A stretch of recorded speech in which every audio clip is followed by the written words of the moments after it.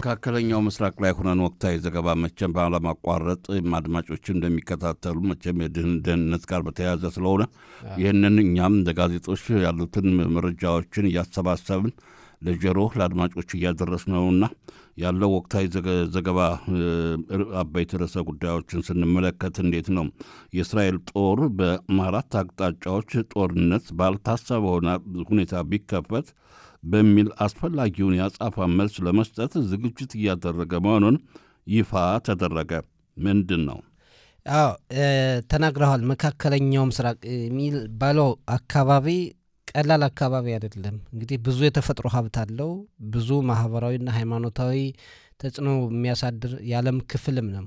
በተለይ ደግሞ እዚህ እስራኤል መኖሯ ያረቡ ዓለም ደግሞ በአብዛኛው መኖሩ አካባቢው የምታምነው አይደለም። እንደ አውሮፓ ተመሳሳይ ባህል ተመሳሳይ ሁኔታ ያለው አህጉር ወይም አካባቢ አይደለም እና ብዙ ፍላጎት አለ።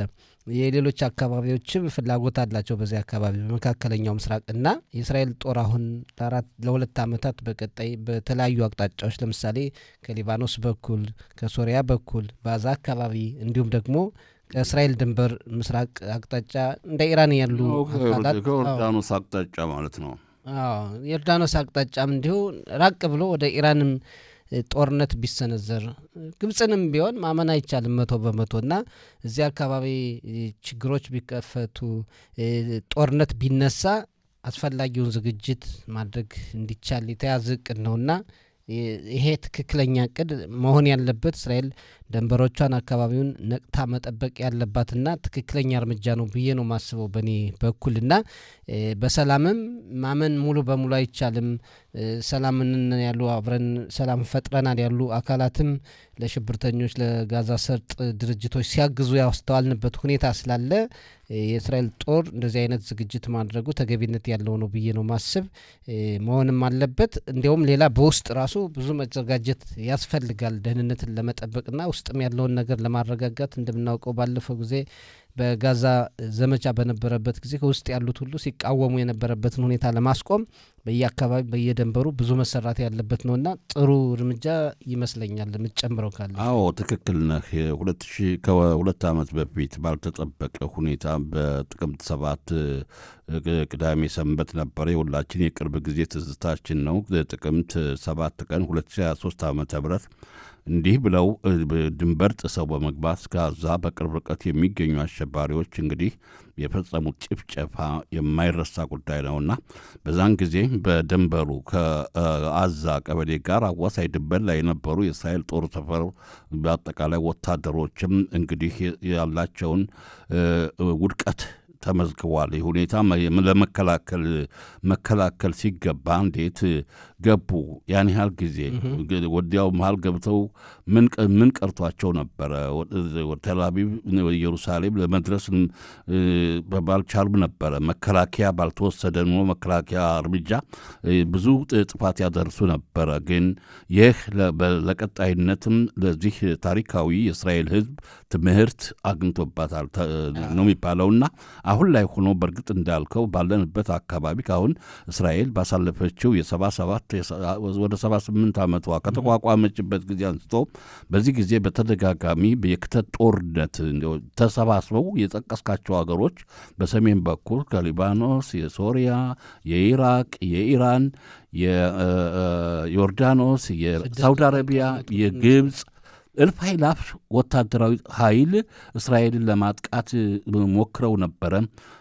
በዋናነት በስድስቱ ቀን ጦርነት ላይ 6 ቀናት የተካሄደው ጦርነት ደግሞ ታሪክን መቼም ጦርነት አሁን ዮም ኪፑር ደግሞ በአስተስሪው ጦርነት እንደ አውሮፓ ዘመን አቆጣጠር 1973 ዓ.ም ደግሞ ያኔ ጎልዳ ሜር ጠቅላይ ሚኒስትሯ ለእስራኤል ታሪክ ሴት ነበረች።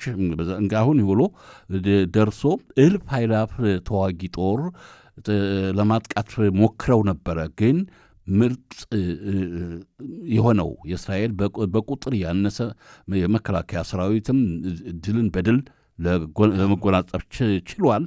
በቀጣይነት ዝግጅቱ ጥሩ ነው። አሁን ያልከው ነገር ቀላል ነገር አይደለም። እዚህ ትምህርት መውሰድ አለ።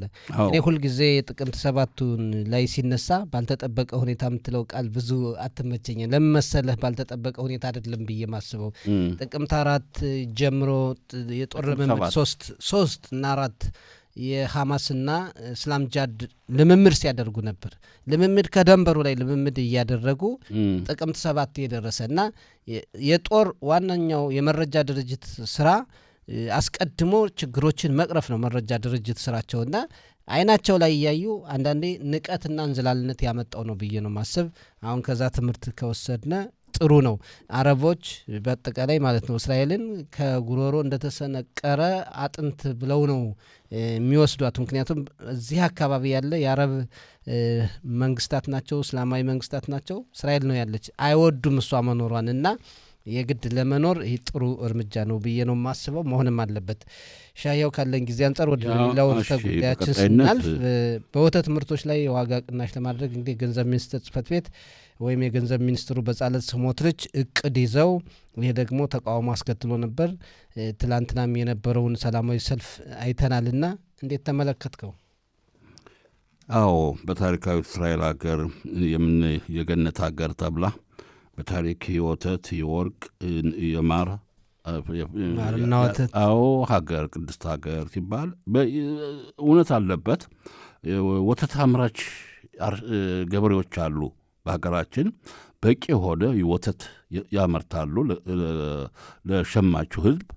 አሁን እነዚህ አርሶ አደሮቹ እንግዲህ ከኢኮኖሚ ጋር በተያያዘም የገንዘብ ሚኒስቴር አሁን እነዚህ የሀገራችን አርሶ አደሮቹ የወተትን ዋጋውን እያስወደዱት ነው።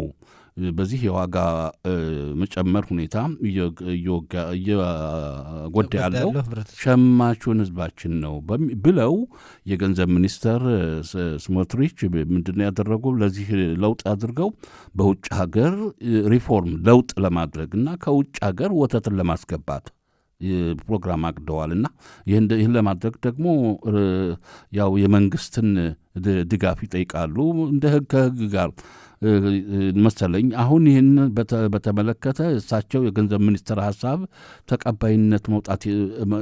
ተቀባይነት እንዳይገኝ በሚል የተቃውሞ አርሶ አደሮቹ የተቃውሞ ሰላማዊ ሰልፍ እያደረጉ ነው። አሁን ከትናንት ወዲያ ትናንት በኢየሩሳሌም በትራክተር መንገዶችን መኪና መንገዶችን በትራክተር እንትኖችን እያሽከረከሩ ችግር ፈጥረዋል። እንግዲህ ይሄ ሁኔታ እንግዲህ የገንዘብ ሚኒስትሩ ምንድን የጠቀስከው ነው። እንግዲህ የገንዘብ ሚኒስትሩ ለውጥ ማድረግ ይፈልጋሉ፣ ዋጋው እንዲረክስ ይፈልጋሉ። ግን በሌላ በኩል ደግሞ ሀገር ውስጥ ያሉት ከብት አርቢዎች፣ ገበሬዎቹ ወተት የሚያመርቱት መጎዳት የለባቸውም፣ መታሰብ አለበት። የሀገርህ ገበሬ እንግዲህ ኪሳራ ውስጥ ገብቶ ስራውን እንዲተው መሆን የለበትም። ውጭ ሀገር ደግሞ መጥቶ ለተጠቃሚዎች ለእኛ በተለይ ባለፉት ዓመታት ከጦርነት ጋር በተያያዘ በእውነት ለህብረተሰቡ የተሰራ ብዙ ነገር የለም። ዋጋ ብዙ ነገር ጨምሯል። የገንዘቡ መጠን ያው የደሞዝ ሁኔታ ባለበት የቆመ ነው። ደሞዝ አልተጨመረም። የኑሮ ውድነት አለ። ይሄ ደግሞ የወተት ምርቶች ሲባል እንግዲህ ብዙ ነገሮች ነው። እንደ ወተት ብቻ አይደለም፣ ከእሱ ጋር በተያያዙ የሚሰሩ ነገሮች አሉ ከወተት ምርቶች ጋር እና አብዛኛው ምግባችን ከወተት ጋር የተያያዘ ነውና የዋጋ መቀነሱ ለህብረተሰቡ በጣም ያግዛል። ግን ደግሞ ገበሬዎቹ መሰማትም አለባቸውና በውይይት ነገሮችን ቢፈቷቸው ጥሩ ነው። ውጭ ሀገርም እንዲመጣ እዚህም ያለው ገበሬ እንዳይጎዳ መሆን አለበት። አሁን የገበሬዎች ማህበር ወይም ደግሞ እነዚህ አምራቾች ማህበር ከእነሱ ጋር ግንኙነት ከገንዘብ ሚኒስትሩ ጋር ውይይት ማድረግ አይፈልጉም። እንደተባለው ገንዘብ ሚኒስትሩም ወቀሳ እያሰሙ ነው። መንግስት ይህን ሪፎርማውን ወይም ደግሞ ለውጡን እንዲተው ይፈልጋሉ። ግን ሁለቱ ነገር ታሳቢ ሆኖ ቢቀጥል መልካም ነው እንላለን። ለውጡ ደረጉ መልካም ነው። ሚዛናዊ የሆነ የገበሬ አርሶ አደሮች ቀላል አይደለም። አካል ድካም ያለው ስራ እየሰሩ ነው ያለው። ይህን ለማምረት ወተት ለማምረት ሲባል ገበሬዎቹ ብዙ ይለፋሉ። ብዙ ድካም ያለበት ስራ ነው። ግን ለምንድን ነው ይህ ሲሆን ደግሞ የዋጋውን የሀገራችን ሸማች እንዳይል ለምን ዋጋውን አስወደዱት ለሚለው ምንድን እኔ ሳስበው ከጦርነቱ ከባለፈው 2 ዓመት የዘለቀው ጦርነት ምክንያት ጋር አሁን በአብዛኛው የአገር ቤት ሰራተኞች አይደሉም፣ የእርሻ አደሮች ከውጭ ሀገር እያመጡ ነው የሚያሰሩ የነበረው እና ምናልባት ወጪ አለባቸው። ለወጭ ብለው ያው ዋጋው ይወደዳል። ወጭ ስታወጣ ስራው ብዙ ነው። ወተት ላሞችን ማርባት፣ በኋላ ደግሞ ያንን እንክብካቤ ማድረስ ብዙ ወጭ አለው እና ያ ወጭ ችግር የሚፈጥርበት ሁኔታ አለ። ነገር ግን አሁን በውጭ ሀገር በአውሮፓ ለምሳሌ ለገበሬዎች መንግስታት ድጋፍ ያደርጋሉ። ድጋፍ ስለሚያደርጉ ዋጋውን ያስረክሳሉ እና እንደዚህ አይነት ሁኔታ ደግሞ እዚህ መደረግ አለበት እና ታሳቢ ይሁን፣ ህብረተሰቡም ታሳቢ ይሁን፣ ገበሬውም የአገርህ ሁኔታ የአገርህ ገበሬ ኪሳራ ውስጥ የሚገባ ከሆነ ችግር ነው። ገንዘብ ሚኒስትሩ ውሳቢያቸው ጥሩ ነው፣ ደግሞ ለነሱም ማሰብ ይገባል። በነገራችን ላይ ለማጠቃለያ ስንመጣ በሀገራችን በኢትዮጵያ አካባቢ እየተካሄደ ቅቤ የሚያስመጡ ሰዎች አሉ ተብሏል። እስራኤል ሀገር ቅቤ የለም። እኔ እንግዲህ አለ እንግዲህ እንደ ግንዛቤው ነው። እሺ እንግዲህ ወደ ቀጣይ ስናልፍ እንዴት ነው በአሜሪካና በኢራን መካከል ያለው ድርድርን በተመለከተ በትናንት ማምሻውን አካባቢ ድርድሩ ፈርሷል፣ አይሆንም ተብሎ ነበር። አሁን ግን ከዋሽንግተን የሚደርሰን መረጃ ነገ አርብ ያው በኦማን ላይ ድርድሩ እንደሚያደርጉ ነው እየተነገረ ያለው። እንዴት ታያለ? የኢራንና አሜሪካ ጉዳይ ሁሉን ልብ አንጠለጠለ። መጀመሪያ ጦርነት ልብ አንጠልጣይ ባይሆንም ምን ሊደረግ ይችላል፣ አሜሪካ ኢራን ላይ ምን አይነት እርምጃ ትወስዳለች ብሎ ሁሉም ዓለምን ሲዘግበው የነበረ ነው። ፕሬዚዳንት ትራምፕ አቀዘቀዙት ነገሩን። አሁን ደግሞ ውይይቱን መርጫለሁ መጀመሪያ ደረጃ አሉ። እዛ ቱርክ ላይ ነገ ሊደረግ ነበር ኢስታንቡል ከተማ። ኢራናውያን ከቱርክ ይልቅ በኦማን እንዲሆን ጠየቁ። አሁን እንግዲህ ነገ ይደረጋል ተብሏል። 2 ነገሮች ነው የሚኖሩት። ድርድሩ ውጤታማ የሚሆን ሆነ በቀጣይ ሁለቱን ሀገራት የሚያግባባ ከሆነ ጦርነት በአካባቢው ላይኖር ይችላል።